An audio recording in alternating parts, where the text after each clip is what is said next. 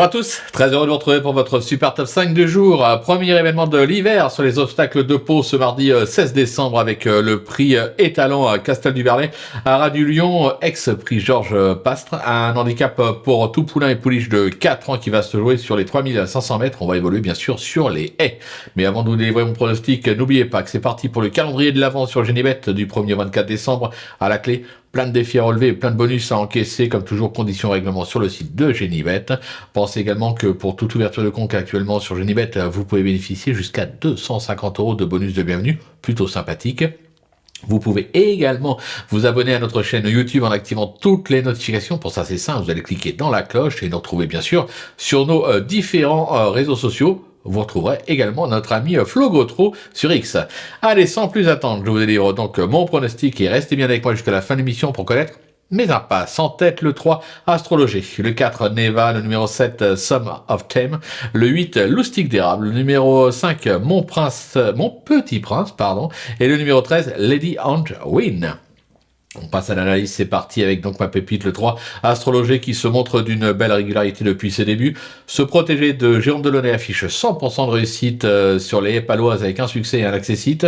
Il reste sur une 4e place à ce niveau à Auteuil, compétitif à cette valeur, il a sa place sur le podium. Pour mon coup de cœur, c'est le 4, Neva, qui a plutôt déçu ces derniers temps, mais c'est vrai. Mais attention, cette fille pour moi, retrouve une piste sur laquelle elle n'a jamais déçu, avec notamment un succès sur le parcours l'hiver dernier.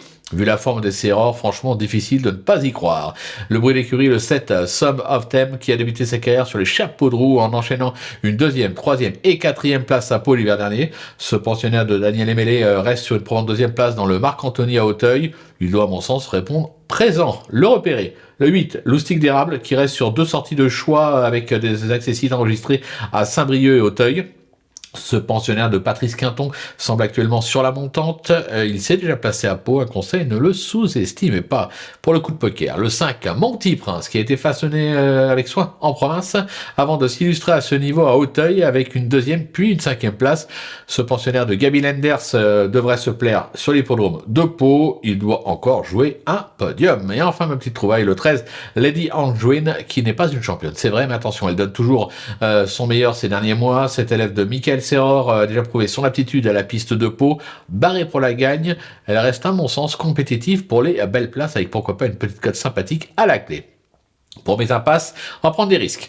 Et risques maximum même avec le 2, Legolas Tech, qui dépend du redoutable tandem Georges Zetterom, mais je préfère nettement sur le steeple et je trouve qu'il peut manquer de conditions pour cette petite rentrée, même avec James Révélé. Il faut prendre des risques, comme j'ai dit, je prends ce risque-là de l'écarter. J'écarte également le 14, Exciting Hunt, qui a besoin de faire ses preuves à ce niveau, et sur cette piste. Voilà, tout est dit, ou presque. Maintenant, c'est à vous de jouer. Sans oublier que sur Genibet, on peut jouer en fractionné. Alors bonjour à tous et rendez-vous dès demain pour un nouveau Super Top 5.